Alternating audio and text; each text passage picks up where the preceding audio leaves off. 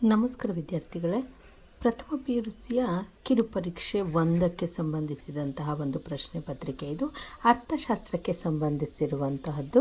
ಇದು ನೋಡಿ, ನಿಮಗೆ ಗೊತ್ತಿರುವ ಹಾಗೆಯೇ ಇದು ನಿಮಗೆ ಇರುವಂತಹದ್ದು 40 ಅಂಕಗಳಿಗೆ.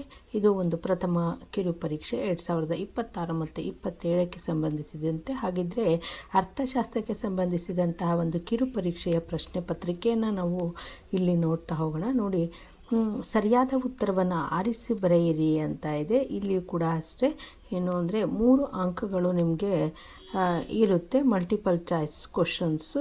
ಹಾಗೆ ಅವುಗಳಿಗೆ ಸರಿಯಾದಂತಹ ಉತ್ತರವನ್ನು ಆರಿಸಿ ಬರೀಬೇಕಾಗುತ್ತೆ. ಈ ಕೆಳಗಿನ ಹೇಳಿಕೆಗಳನ್ನು ಪರಿಗಣಿಸಿ ಮತ್ತು ಕೆಳಗೆ ನೀಡಿರುವ ಸಂಕೇತಗಳನ್ನು ಬಳಸಿ ಸರಿಯಾದ ಉತ್ತರವನ್ನು ಆರಿಸಿ ಅಂತ ಇದೆ. ಹೇಳಿಕೆಯನ್ನು ನೋಡ್ತಾ ಹೋಗಿ, ಹಣ ಗಳಿಕೆಗಾಗಿ ಕೈಗೊಳ್ಳುವಂತಹ ಚಟುವಟಿಕೆಗಳೇ ಆರ್ಥಿಕ ಚಟುವಟಿಕೆಗಳಾಗಿವೆ.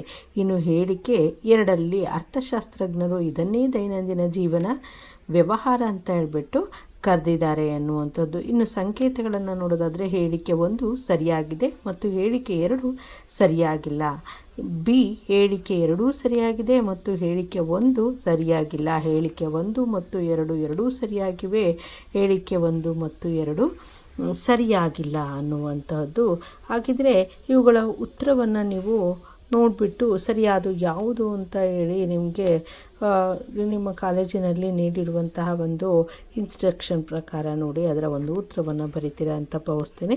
ಇನ್ನು ಸ್ವತಂತ್ರದ ನಂತರ ಮೊದಲ ಜನಗಣತಿ ಯಾವ ವರ್ಷ ನಡೀತು ಅನ್ನುವಂತಹದ್ದು, ಹಾಗೆ ವಸಾಹತು ಆಳ್ವಿಕೆ ಕಾಲದಲ್ಲಿ ಭಾರತದಲ್ಲಿ ಯಾರ ತಲಾ ಆದಾಯದ ಪ್ರಯತ್ನಗಳನ್ನು ಅತ್ಯಂತ ಮಹತ್ವಪೂರ್ಣ ಅಂತ ಹೇಳ್ಬಿಟ್ಟು ಪರಿಗಣಿಸಲಾಗಿದೆ. ಆಪ್ಷನ್ಸ್ ಕೊಟ್ಟಿದ್ದಾರೆ: ದಾದಾಬಾಯಿ ನವರೋಜಿ, VKRV ರಾವ್, ಹಾಗೆ ವಿಲಿಯಂ ದಿಗ್ದೆ, RC ದೇಸಾಯಿ ಅನ್ನುವಂತಹದ್ದು. ನೋಡಿ, ಸರಿಯಾದ ಉತ್ತರ ಯಾವುದು ಅಂತ ಹೇಳ್ಬಿಟ್ಟು ನನ್ನ ಕಮೆಂಟ್ ಬಾಕ್ಸಲ್ಲಿ ನೀವು ಬರೀರಿ. ಇನ್ನು ಖಾಲಿ ಬಿಟ್ಟ ಸ್ಥಳವನ್ನು ಭರ್ತಿ ಮಾಡಿ ಅಂತ ಕೇಳಿದ್ದಾರೆ. ಇಲ್ಲಿ 2 ಖಾಲಿ ಬಿಟ್ಟ ಸ್ಥಳವನ್ನು ಕೊಟ್ಟಿದ್ದಾರೆ. ನೋಡಿ, ದತ್ತಾಂಶಗಳ ಸಂಗ್ರಹಣೆ, ವಿಶ್ಲೇಷಣೆ, ವ್ಯಾಖ್ಯಾನ ಮತ್ತು ನಿರೂಪಣೆಯೊಂದಿಗೆ ವ್ಯವಹರಿಸುತ್ತೆ. ಹೊಸ ತಂತ್ರಜ್ಞಾನವನ್ನು ಅಳವಡಿಸಿಕೊಳ್ಳುವುದಕ್ಕೆ ಡ್ಯಾಶ್ ಅಂತ ಹೇಳ್ಬಿಟ್ಟು ಕರೀತಾರೆ ಅನ್ನುವಂಥದ್ದು. ನಿಮಗೆ ಕೊಟ್ಟಿರುವಂಥದ್ರಲ್ಲಿ ಅರ್ಥಶಾಸ್ತ್ರ ಅಂತ ಇದೆ, ಆಧುನೀಕರಣ ಅಂತ ಇದೆ, ಸಂಖ್ಯಾಶಾಸ್ತ್ರ ಅಂತ ಇದೆ. ಈ 3ರಲ್ಲಿ ಯಾವುದು ಸರಿಯಾಗಿದೆ ಅನ್ನುವಂಥದ್ದನ್ನು ನನಗೆ ಕಮೆಂಟ್ ಮಾಡಿ. ಹಾಗೆ ಇನ್ನು ಹೊಂದಿಸಿ ಬರೆಯಿರಿ ಅಂತ ಇದೆ. ನೋಡಿ, ವೈಯಕ್ತಿಕ ಸಂದರ್ಶನ, ಭೂ ಸುಧಾರಣೆ ಅಂದರೆ ನೋಡಿ, ಭೂ ಹಿಡುವಳಿಗಳ ಒಡೆತನದ ಬದಲಾವಣೆ, ಅಧಿಕ ವೆಚ್ಚ, ಸಾಪೇಕ್ಷವಾಗಿ ಕಡಿಮೆಯ ವೆಚ್ಚ ಅಂತ ಕೊಟ್ಟಿದ್ದಾರೆ. ಕೆಳಗಿನ ಪ್ರಶ್ನೆಗಳಿಗೆ ಒಂದು ವಾಕ್ಯದಲ್ಲಿ ಉತ್ತರಿಸಿ ಅಂತ ಕೇಳಿದ್ದಾರೆ. CSOವನ್ನು ವಿಸ್ತರಿಸಿ ಅಂತ ಕೇಳಿದ್ದಾರೆ. ಹಾಗೆ ಬ್ರಿಟಿಷರ ಆಳ್ವಿಕೆ ಕಾಲದಲ್ಲಿ ಪ್ರಮುಖ ಕಂದಾಯ ಪದ್ಧತಿ ಅಂದರೆ ಏನು ಅಂತ ಇದೆ. ಇನ್ನು ಭಾಗ ಬಿಗೆ ಸಂಬಂಧಿಸಿದಂತೆ ಅಂದರೆ ಇದು 2 ಅಂಕದ ಪ್ರಶ್ನೋತ್ತರಗಳಾಗಿರುತ್ತೆ. ಯಾವುದಾದ್ರೂ 3ಕ್ಕೆ ಉತ್ತರಿಸಬೇಕಾಗುತ್ತೆ. ಪರ್ಯಾಯ ಉಪಯೋಗವುಳ್ಳ ಯಾವುದಾದ್ರೂ 2 ಸಂಪನ್ಮೂಲಗಳನ್ನು ತಿಳಿಸಿ ಅಂತ ಕೇಳಿದರೆ. ಇನ್ನು ಜನಗಣತಿ ಮತ್ತು ಆಧಾರ ಸಮೀಕ್ಷೆಯ ನಡುವಿನ ವ್ಯತ್ಯಾಸವನ್ನು ತಿಳಿಸಿ ಅಂತ ಇದ್ದಾರೆ. ಇನ್ನು ಆವೃತ್ತಿ ಅಂದರೆ ಏನು ಅಂತ ಇದೆ. ಸ್ವಾತಂತ್ರ್ಯ ಪೂರ್ವದಲ್ಲಿ ಭಾರತದ ರಫ್ತನ್ನು ಪಟ್ಟಿ ಮಾಡಿ ಅಂತ ಇದೆ. ಹಾಗೆ ಭೂ ಸುಧಾರಣೆಯನ್ನು ಯಶಸ್ವಿಯಾಗಿ ಜಾರಿಗೊಳಿಸಿದ ಭಾರತದ 2 ರಾಜ್ಯಗಳನ್ನು ಹೆಸರಿಸಿ ಅಂತ ಕೇಳಿದರೆ. ಹಾಗೆ ಮುಂದಿನದನ್ನು ನೋಡಿ, ಕೆಳಗಿನ ಪ್ರಶ್ನೆಗಳಿಗೆ ಸುಮಾರು 12 ವಾಕ್ಯಗಳಲ್ಲಿ ಉತ್ತರಿಸಿ ಅಂತ ಹೇಳಿದರೆ. ಇಲ್ಲಿ ಯಾವುದಾದ್ರೂ 2ಕ್ಕೆ ಮಾತ್ರ ಉತ್ತರಿಸಬೇಕಾಗುತ್ತೆ. ಸಂಖ್ಯಾತ್ಮಕ ವಿಧಾನಗಳು ಸಾಮಾನ್ಯ ಜ್ಞಾನಕ್ಕೆ ಪರ್ಯಾಯವಲ್ಲ, ಉದಾಹರಣೆಯೊಂದಿಗೆ ವಿವರಿಸಿ ಅಂತ ಕೇಳಿದರೆ. ಮಾದರಿ ಆಯ್ಕೆಯ ದೋಷಗಳನ್ನು ಸಂಕ್ಷಿಪ್ತವಾಗಿ ವಿವರಿಸಿ ಅಂತ ಇದೆ.